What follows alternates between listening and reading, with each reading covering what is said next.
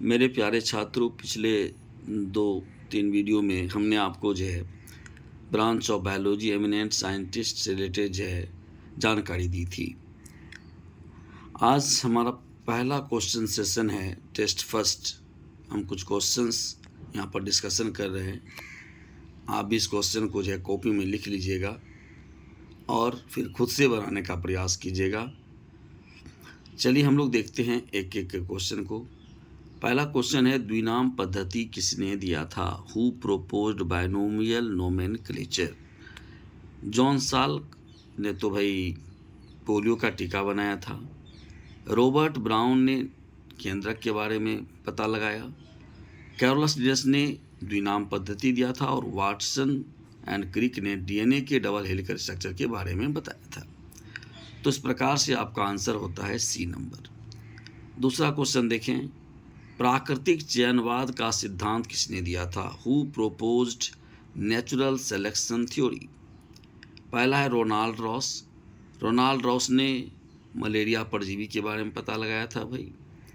Bentinck ने insulin के बारे में पता लगाया। चार्ल्स डार्विन ने नेचुरल सिलेक्शन थ्योरी दिया था और पैट्रिक रॉबर्टसन ने फर्स्ट टेस्ट ट्यूब बीबी को तैयार किया था। तो इस प्रकार से हमारा आंसर होता है C number, Charles Darwin. Next देखें, वन जीन वन एंजाइम का सिद्धांत किसने दिया था? Who proposed one gene one enzyme theory? पहला चॉइस है हमारा बेडल एंड टेटम। बेडल एंड टेटम ने वन जीन वन एंजाइम दिया था भाई। रॉबर्ट एडवर्ड ने टेस्ट ट्यूब बेबी की तकनीक हमें दी थी। एच.जी. खुराना, हरगोविंद खुराना साहब ने जेनेटिक कोड के बारे में बताया था और लुइस पास्चर ने रेबीज का टीका तैयार किया था। आंसर हमारा है पहला, वन जीन वन एंजाइम दिया था बेडल एंड टेटम साहब ने। विज्ञान की किस शाखा में शैवाल के बारे में अध्ययन किया जाता है? The branch of biology in which we study about algae. पहला है हमारा फाइकोलॉजी, दूसरा है माइकोलॉजी, तीसरा है एंथोलॉजी और चौथा है पोमोलॉजी। तो ध्यान से बताइए भाई, हमने कहा था कि फाइकोलॉजी में हम लोग जो है अलगी के बारे में अध्ययन करते हैं, माइकोलॉजी में फंगस के बारे में अध्ययन करते हैं, एंथोलॉजी में फ्लावर के बारे में अध्ययन करते हैं और पोमोलॉजी में फूल के बारे में अध्ययन करते हैं। तो आंसर हमारा हो जाएगा चौथा का पहला, फाइकोलॉजी। नेक्स्ट क्वेश्चन है, हड्डी का अध्ययन विज्ञान की किस शाखा में किया जाता है? The branch of biology in which we study about bone. Bone के बारे में अध्ययन हम लोग करते हैं भाई ऑस्टियोलॉजी में, जहाँ पर कि ई नंबर चॉइस आपका ऑस्टियोलॉजी दिया हुआ है। डर्मेटोलॉजी में हम लोग जो है स्किन के बारे में अध्ययन करते हैं। ओडोंटोलॉजी में टीथ के बारे में अध्ययन करते हैं। नेफ्रोलॉजी में किडनी के बारे में अध्ययन करते हैं और न्यूरोलॉजी में ब्रेन के बारे में अध्ययन करते हैं। चलिए नेक्स्ट क्वेश्चन हम लोग देखें, भारतीय हरित क्रांति के जनक कौन हैं? भारतीय हरित क्रांति के जनक कौन कहलाते हैं भाई? तो भारतीय हरित क्रांति के जनक कहलाते हैं एम.एस. स्वामीनाथन, जो कि डी नंबर चॉइस हमारा सही है। इसमें पहला चॉइस आपको दिया गया है रामदेव मिश्रा। रामदेव मिश्रा को भारतीय जो है इकोलॉजी के पिता का कहे जाते हैं भाई।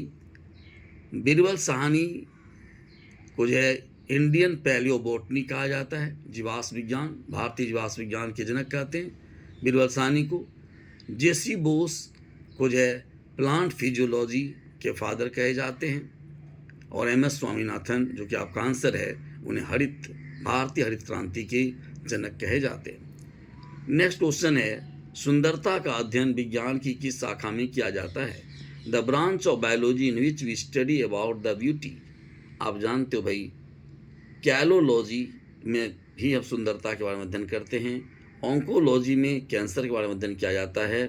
न्यूनेटोलॉजी में नवजात शिशु के बारे में अध्ययन करते हैं और पोमोलॉजी में फल के बारे में अध्ययन किया जाता है। नेक्स्ट क्वेश्चन है, आधुनिक अनुवांशिकी का पिता किसे कहा जाता है? Who regarded as father of modern genetics. Father of modern genetics कहलाते हैं जय टी.एच. मॉर्गन साहब, जिसको कि चौथे नंबर चॉइस में है। जी.जे. मेंडल को फादर ऑफ जेनेटिक्स कहा जाता है, लेकिन यहाँ पर पूछा गया है मॉडर्न जेनेटिक्स, इसलिए आंसर हमारा क्या हो जाएगा, डी नंबर होगा। ऐसे सिर्फ अगर पूछा जाता कि फादर ऑफ जेनेटिक्स कौन कहलाते हैं तो ग्रेगर जॉन मेंडल साहब को बताते। उसके बाद हमारा है माइकेली, जिसको माइकोलॉजी का जय फादर कहा जाता है भाई माइकेली को। ह्यूगो डेवरिस, जिन्होंने की म्यूटेशन थ्योरी दिया था।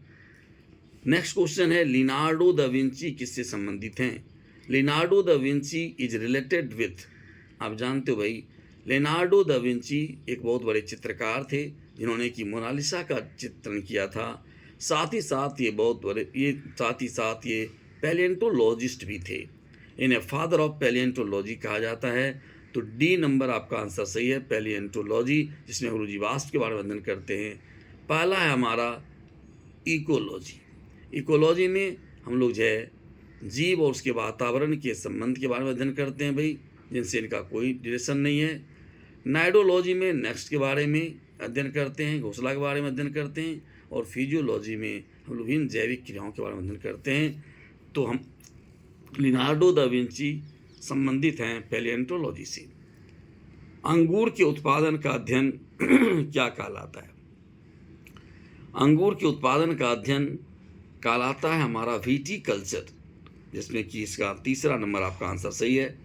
जान लो भाई हॉर्टिकल्चर मैंने बताया था आपको, फूल सब्जी और बागवानी का अध्ययन हम लोग करते हैं। एपीकल्चर में हम लोग जो है मधुमक्खी पालन के बाद अध्ययन करते हैं भाई। और जो पर्ल कल्चर है, पर्ल कल्चर में हम लोग मोती निर्माण के बारे में अध्ययन करते हैं। तो इस प्रकार से जो है हमारा आंसर जो इसमें हो जाएगा वो हमारा हो जाएगा विटीकल्चर। नेक्स्ट क्वेश्चन देखिए। नेक्स्ट क्वेश्चन है सबसे पहला एंटीबायोटिक पेनिसिलिन किससे तैयार किया गया था। देखो भाई पहला एंटीबायोटिक जो पेनिसिलिन है वो अलेक्जेंडर फ्लेमिंग साहब ने पेंसिलियम नामक कवक से तैयार किया था। और यहाँ पर जो है first antibiotic penicillin was prepared through, किसके थ्रू तैयार किया गया, तो बैक्टीरिया नहीं होगा भाई, फंगस होगा आपका आंसर। सी नंबर, कवक से तैयार किया गया था, तो इसका आंसर हो गया सी।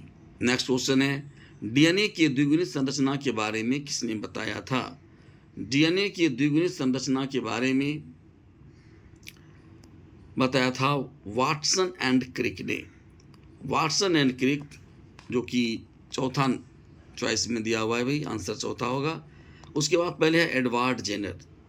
एडवर्ड जेनर साहब ने जो है स्मॉल पॉक्स के अगेंस्ट टीका तैयार किया था। विलियम हार्वे ब्लड सर्कुलेशन से रिलेटेड थे, है ना। कार्ल लैंडस्टेनर ने जो है ब्लड ग्रुप के बारे में पता लगाया। और वाटसन एंड क्रिक ने द्विगुणित संरचना के बारे में दिया था डीएनए की। तो इस प्रकार से who propose double helical structure of DNA का आंसर हो जाएगा D, Watson and Crick. Next question है कि मानव हृदय प्रत्यारोपण की तकनीक किसने विकसित की थी। मानव हृदय प्रत्यारोपण की तकनीक किसने विकसित की थी। Who develop the technique of human heart transplantation. तो रॉबर्ट एडवर्ड ने तो टेस्ट ट्यूब बेबी की तकनीक दी थी भाई। सिंगर एंड निकोलसन ने तो प्लाज्मा मेम्ब्रेन के स्ट्रक्चर के बारे में बताया था भाई। और क्रिश्चियन बर्नार्ड ने ओपन हार्ट सर्जरी की तकनीक, ह्यूमन हार्ट ट्रांसप्लांटेशन के बारे में बताया था क्रिश्चियन बर्नार्ड ने। और मैकुलम ने विटामिन ए और विटामिन बी का पता लगाया था भाई। इस प्रकार से हमारा आंसर यहाँ पूछ क्या रहा था, मानव हृदय प्रत्यारोपण यानी ह्यूमन हार्ट ट्रांसप्लांटेशन, जिसमें कि क्रिश्चियन बर्नार्ड साहब आपका आंसर होगा। बीसीजी का टीका किसने तैयार किया था। Who prepared vaccine BCG. Louis Pasteur ने रेबीज का टीका तैयार किया था भाई। जॉन साल्क ने पोलियो का टीका तैयार किया था। यूनिट कालमेट ने बीसीजी का टीका तैयार किया था भाई। इस प्रकार से हमारा आंसर क्या होता है, हमारा आंसर हो रहा है सी, यूनिट कालमेट। नेक्स्ट क्वेश्चन हमारा है प्रोटोप्लाज्म को जीवन का भौतिक आधार किसने कहा था? Who stated that protoplasm is the physical basis of life? Robert brown साहब तो नहीं होगा भाई, इन्होंने तो केंद्रक के बारे में पता लगाया था। स्लाइडन ने कोशिका सिद्धांत दिया था भाई। और यहाँ पर सी नंबर हमारा हक्सले है। हक्सले साहब ने कहा था कि protoplasm is the physical basis of life, और ये हमारा क्या होगा? आंसर होगा। तो सी नंबर आंसर सही होगा भाई। नेक्स्ट क्वेश्चन है कि परखनली शिशु की तकनीक किसने विकसित की थी? जिसमें हमारा पहला है चॉइस है Charles लेवरन।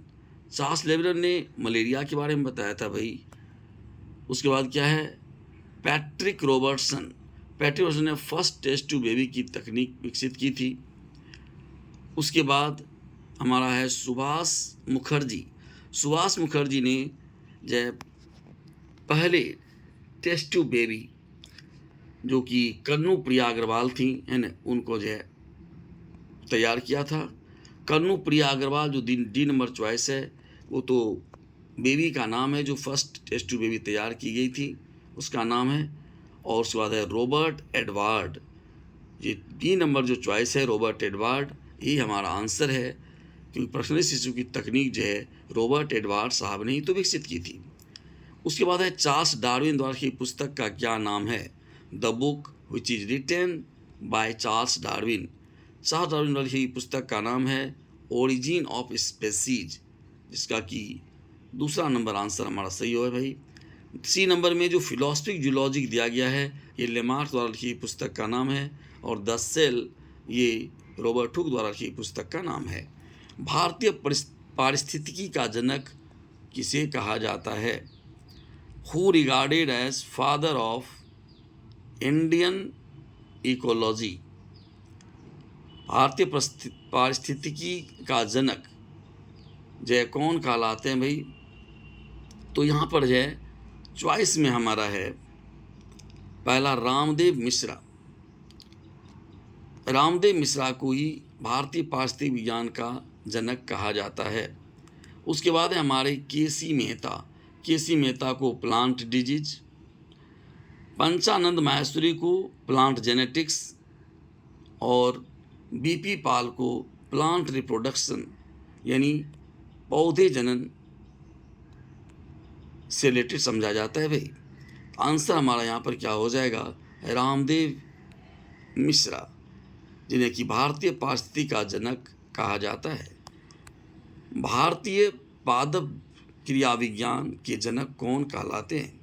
Who known as father of Indian physiology. तो फादर ऑफ इंडियन फिजियोलॉजी जो कहलाते हैं भाई S R. Kashyap, S R. Kashyap, K C Mehta, J C. Basu और स्वामीनाथन। तो भारतीय पादप क्रिया विज्ञान के जनक कहा जाते हैं जगदीश चंद्र बसु यानी जे.सी. बसु। विटामिन शब्द का प्रयोग किसने किया था? Who gives term vitamins. तो विटामिन टर्म का प्रयोग फंक ने किया था भाई, इसलिए 20 का आंसर हमारा होगा पहला। सेकेंड चॉइस जो है परकिंजी, जिसने कि प्रोटोप्लाज्म टर्म दिया था भाई, है ना। उसके बाद नन ऑफ दिस, आंसर हमारा होगा फंक। इस प्रकार से आज हमने जो 20 क्वेश्चन का ये सेशन आपके लिए प्रस्तुत किया है। ये बहुत ही इम्पोर्टेंट क्वेश्चन है। इन सभी क्वेश्चन को आप अपने कॉपी में नोटबुक में जो नोट कर लीजिएगा। ठीक है, थैंक यू मेरे भाई।